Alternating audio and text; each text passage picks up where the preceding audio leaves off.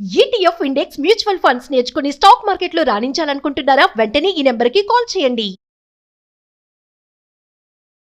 నమస్తే రమగారు. నమస్తే జయ.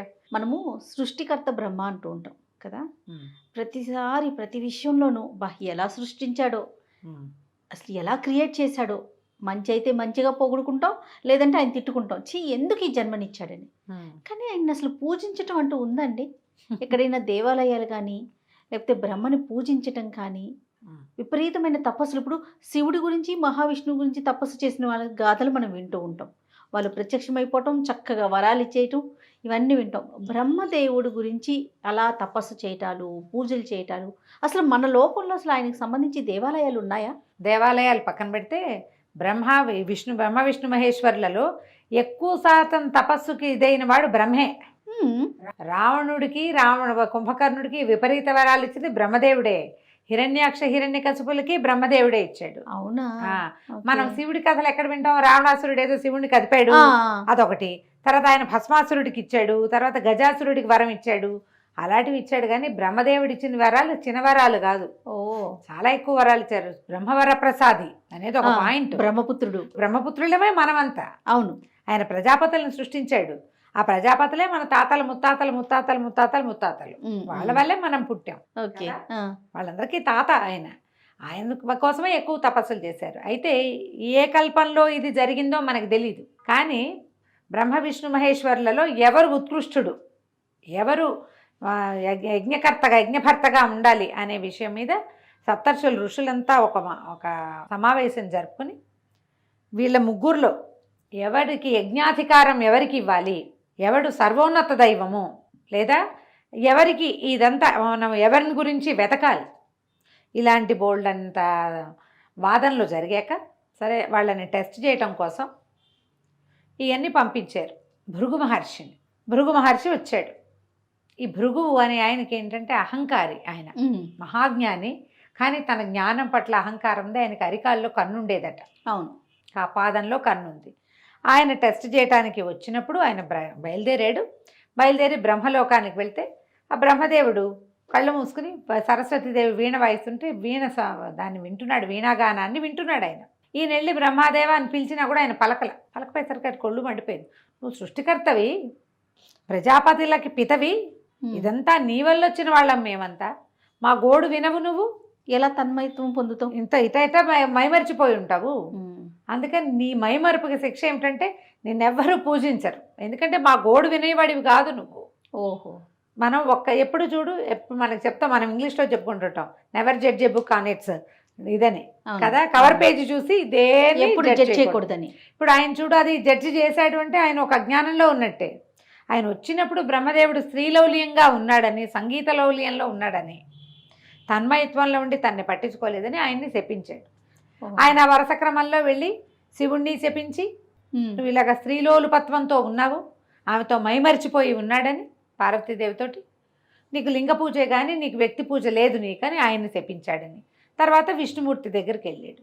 వెళ్ళేసరికల్లా వీళ్ళిద్దరూ లక్ష్మీనారాయణలు ఇద్దరు కబుర్లలో మునిగుంటే ఈయన వెళ్ళి కాలెత్తి విష్ణుమూర్తిని తన్నాడు. గుండెల మీద తన్నేసరికి లక్ష్మీదేవి కోపం వచ్చి ఆవిడ వెళ్ళిపోతే, ఈ విష్ణుమూర్తి మాత్రం ఈయన పాదాలు పట్టుకుని, అయ్యో నేను నిన్ను పట్టించుకోలేదు మహానుభావ అని ఆయన పాదంలో కన్ను చిదివేశాడని కథ చెప్తారు. పాదాలు పట్టుకుంటే ఎంత వాడైనా లొంగిపోతాడని అందులో ఒక నీతి కూడా ఉంది. ఈ క్రమంలో బ్రహ్మదేవుడిని శపించటం వల్ల ఆయనకి భూమి మీద ఆలయాలు లేవని, ఆయనకి ఏది పూజా విధానము ఆయన కోసం చెప్పబడలే. శివ పూజా విధానం, విష్ణు పూజా విధానం చెప్పబడ్డాయి, ఆగమాలు ఉన్నాయి. బ్రహ్మ పూజా విధానానికి ఆగమం లేదు. అట్లా బ్రహ్మదేవుడికి పూజార్హత లేకుండా పోయింది. అదైతే మనం ఏం చెప్పుకుంటాము, విష్ణుమూర్తి భూలోకంలోకి రావడానికి కారణమైన కథగా ఈ విషయాన్ని చెప్పుకుంటాం. మరి ఇప్పుడు అంతకుముందు బ్రహ్మకి పూజ అని అడుగుతాం. అవును, ఇది ఏ కల్పంలో జరిగిందో దీన్నే ఆనుచానంగా మనం చెప్తున్నాం, కానీ దానికి ముందు ఏం జరిగింది అనేది మనకి ఎక్కడా కథల్లో చెప్పబడదు. కానీ బ్రహ్మకి ఆయన ప్రతి చోట అగ్రస్థానమే కనపడుతుంది పురాణాల్లో. ఎవరికి ఎక్కడ ప్రాబ్లం వచ్చినా ముందు తాత దగ్గరికే పరిగెడతారు. ఆయన పదండి మా నాన్న దగ్గరికి వెళ్దామని విష్ణుమూర్తి దగ్గరికి తీసుకెళ్తాడు. కుదిరితే అక్కడ కుదిరిపోతుంది వ్యవహారం, పంచాయతీ తేలిపోతుంది. అక్కడ తేలిపోతే వీళ్ళంతా కలిసి శివుడి దగ్గరికి వెళ్తారు. ఒకవేళ శివుడి దగ్గర కూడా తేలలేదనుకో, అప్పుడు ఈ గుంపు అందరినీ విడిచేసి త్రిమూర్తులు మాత్రమే అమ్మవారిని కలుస్తారు. మన సిస్టమ్ ఎలా కనపడుతుందో చూడు, ముందు చిన్నవాళ్ళని, తర్వాత ఆపై వాళ్ళని, తర్వాత మంత్రి గారిని, ఆ తర్వాత కదా సర్వోన్నత న్యాయస్థానం దగ్గరికి వెళ్ళేది, అంతే కదా. అలా వెళ్ళేవాళ్ళు. ఈ క్రమం వల్ల మనకి బ్రహ్మదేవుడికి పూజా విధానం లేదని ఒక క్లారిటీ తోటి చెప్పబడుతుంది. కానీ మనం లేదనుకోవడానికి వీల్లేదు. బ్రహ్మదేవుడికి ఇండియాలో ఖచ్చితంగా అక్కడక్కడ దేవాలయాలనే, పుష్కర్లో బ్రహ్మదేవుడికి ఆలయం ఉంది. తర్వాత కేరళలో తిరుచి అనే ప్రాంతంలో కూడా బ్రహ్మదేవుడి ఆలయం ఉంది. వాళ్ళు అక్కడ ఎందుకు కట్టారు అనే దాని మీద ఏం పెద్ద స్థల పురాణం నాకైతే దొరకలేదు. ఆ ప్రాంతానికి వెళ్ళినప్పుడు ఏమైనా మరి దొరుకుతుందేమో చూడాలి. అయితే పుష్కర్లో ఉన్న దేవాలయము కలియుగం నాటిది కాదని, అది త్రేతాయుగం నాటిదని ఒక ఆయన స్పీచెస్లో చెప్పారు. పుష్కర్ అంటే రాజస్థాన్లో ఉంది. ఒంటెల పండుగలు అవి చేస్తారు పుష్కర్లో, గాలిపటాల పండగ ఒకటి, ఒంటెల పోటీలు జరుగుతాయి. అవునండి. ఆ ప్రాంతంలోనే ఈ బ్రహ్మదేవుడి ఆలయం ఉంది. ఎవరైనా రాజస్థాన్, జైపూర్, జైసాల్మీర్, ఉదయ్పూర్ అవి చూడడానికి వెళ్తాం. ప్యాలెస్ ఆన్ వీల్స్ అని ఒక ట్రైన్ కూడా నడుస్తుంది. అక్కడ మనం తిరగడానికి గనక వెళ్తే మీరు బ్రహ్మ ఆలయం కోసం ప్రయత్నం చేస్తే తప్పకుండా చూడొచ్చు. ఎక్కువగా ఆ ప్రాంతం వాళ్ళంతా బ్రహ్మదేవుడి ఆలయానికి వెళ్తారు. బ్రహ్మని ఎలా ప్రార్థించాలి అనేది మనకి ఎక్కడా లేదు. కానీ చూడు, మన ముందు పురాణపు గాథలన్నీ కలియుగపు గాథలు కావు. అవును. సత్యయుగము, కృతయుగము, త్రేతాయుగము, ద్వాపర యుగం తాలూకు కథలే మనకి పురాణాల్లో ఉన్నాయి. ఈ 3 యుగాల్లోనూ బ్రహ్మని గురించి తపస్సు చేసిన వాళ్ళు ఉన్నారు. కానీ మరి పూజా విధానం ఎందుకు ఇవ్వలేదంటారు? తపస్సుకే బ్రహ్మ. ఇదివరకటి కాలంలో ఇలా ప్రత్యేకంగా పూజలు, వ్రతాలు, నోములు అన్ని కలియుగం కోసం చేయబడ్డవమ్మా. అంతకుముందు లేవు. అంతకుముందు అంతా యజ్ఞయాగాదులు ఉండేవి. అవును, యజ్ఞాలు ఉండేవి. ఇంద్రుడి కోసం యజ్ఞం చేస్తే బ్రహ్మకి సముచిత స్థానం ఉండేది. ఆయన పిలుచుకునేవాళ్ళు. బ్రహ్మస్థానం ఖచ్చితంగా ఉండేది. విధానాలు మారినాయి కదా అప్పటికి ఇప్పటికి. కలియుగంలో చెప్పబడిన కథలన్నీ రాజుల కథలు. రాజులు ఉన్నారు. ఇప్పుడు ఎక్కడి నుంచి వచ్చారు వీళ్ళు? మన పాండవుల తాలూకు మనవడైన పరీక్షిత్ మహారాజు, ఆయన కొడుకు జనమేజయుడు, ఆ తర్వాత వాళ్ళ వంశాల వాళ్ళు. అప్పుడు మిగిలేరు కదా కురుక్షేత్ర సంగ్రామంలో. ఆ మిగిలిన రాజవంశాల వాళ్ళంతా రాజులుగా స్థిరపడ్డారు, ఉన్నారు కొంతమంది. కొన్ని తరాల వాళ్ళు మిగిలేరు. అలాగే మెల్లగా బృహద్రథులని, వాళ్ళని వీళ్ళని బోల్డని, శాలకాయన్లు, బోల్డంతమంది వచ్చారు కదా. మన శాతవాహనులని, శాలివాహనం అని ఎంతమంది వచ్చారు. వీళ్ళంతా కూడా యజ్ఞయాగాదులు చేయటము, అది కూడా ఋత్విక్కుని పెట్టుకోవటము, పాత పద్ధతిని ఫాలో అవ్వటము. ఆ తర్వాత క్రమంగా దేవాలయ నిర్మాణాలు అవి కలియుగంలో వచ్చినాయి. రామాయణంలో కానీ భారతంలో కానీ ఏదో వీళ్ళు నిత్యము అర్చన చేసేది, అది కాకుండా నిత్య హోమంగానే కనపడుతూ ఉండేది. సూర్యారాధన ఒకటి ఉండేది. ఇక్కడికి వచ్చేసరికి కథ మారిన విధానాన్ని బట్టి మనం ఏం చేసాం, పూజలు, వ్రతాలు ఇవన్నీ మనకి మునులు పెట్టినవే కదా. ఈ మన నైమిషారణ్యంలో అక్కడ మునులు, ఋషులు వాళ్ళంతా డిస్కస్ చేసుకుని మానవులు తరించడానికి ఇప్పుడు యజ్ఞయాగాదులు చేయగలిగే క్రియా విధానం వీళ్ళలో తగ్గిపోతుంది. తత్వాలు మారిపోతాయి. కలియుగం వచ్చేసరికల్లా మానవుల తత్వం మారుతుంది. అవును. ధర్మం 3-4 పాదాలు కాకుండా ఒక్క పాదానే నడుస్తుంది. ధర్మం 4 పాదాల ఉన్నప్పుడు యజ్ఞం ఉంది, 3 పాదాలు ఉన్నప్పుడు యజ్ఞం ఉంది, 2 పాదాల మీదకి వచ్చిన ద్వాపరయుగంలో కూడా యజ్ఞం ఉంది. ఇప్పుడు లేదు. ఇప్పుడు యజ్ఞం చాలా కొద్ది మంది. దాని మీద ప్రశ్నలు, దూషణలు, తిరస్కారాలు ఎక్కువగా ఉన్నాయి. అవి పెరిగినాయి కదా.